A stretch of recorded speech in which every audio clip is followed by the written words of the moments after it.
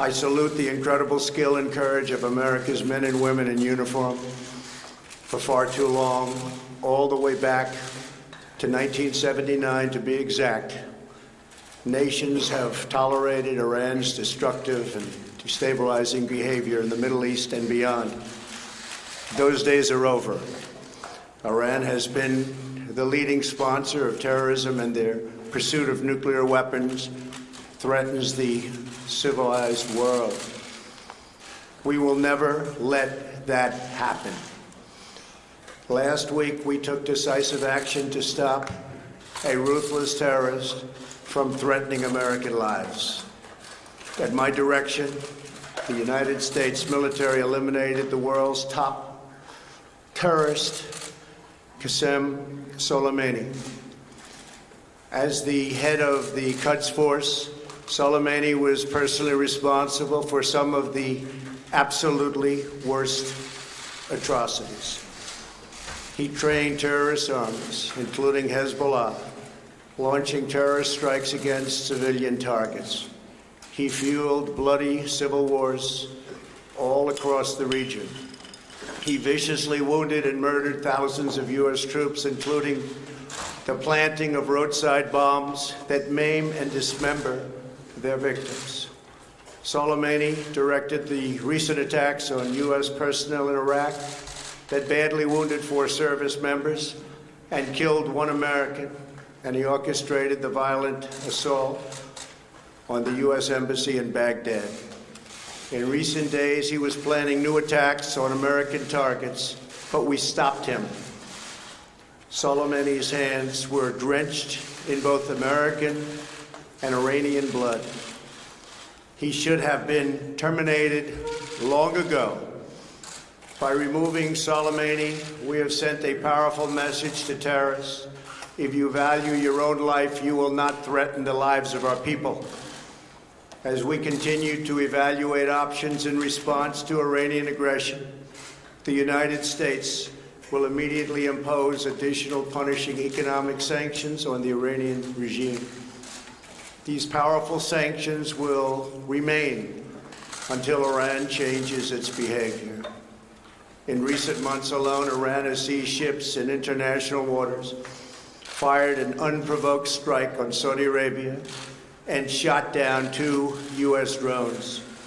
Iran's hostilities substantially increased after the foolish Iran nuclear deal was signed in 2013, and they were given $150 billion, not to mention $1.8 billion in cash. Instead of saying thank you to the United States, they chanted death to America.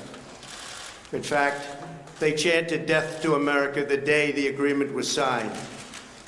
Then Iran went on a terror spree, funded by the money from the deal, and created hell in Yemen, Syria, Lebanon, Afghanistan, and Iraq. The missiles fired last night at us and our allies were paid for with the funds made available by the last administration. The regime also greatly tightened the reins on their own country, even recently killing 1,500 people at the many protests that are taking place all throughout Iran. The very defective JCPOA expires shortly anyway and gives Iran a clear and quick path to nuclear breakout. Iran must abandon its nuclear ambitions and end its support for terrorism. The time has come for the United Kingdom, Germany, France, Russia, and China to recognize this reality. They must now break away from the remnants of the Iran deal, or JCPOA. And we must all work together toward making a deal with Iran that makes the world a safer and more peaceful place. We must also make a deal that allows Iran to thrive and prosper and take advantage of its enormous untapped potential. Iran can be a great country. Peace and stability cannot prevail in the Middle East as long as Iran continues to foment violence unrest, hatred, and war. The civilized world must send a clear and unified message to the Iranian regime. Your campaign of terror, murder, mayhem will not be tolerated any longer. It will not be allowed to go forward. Today, I am going to ask NATO to become much more involved in the Middle East process. Over the last 3 years, under my leadership, our economy is stronger than ever before, and America has achieved energy independence. These historic accomplishments change our strategic priorities. These are accomplishments that nobody thought were possible.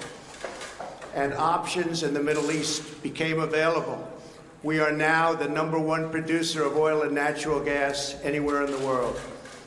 We are independent, and we do not need Middle East oil. The American military has been completely rebuilt under my administration at a cost of $2.5 trillion.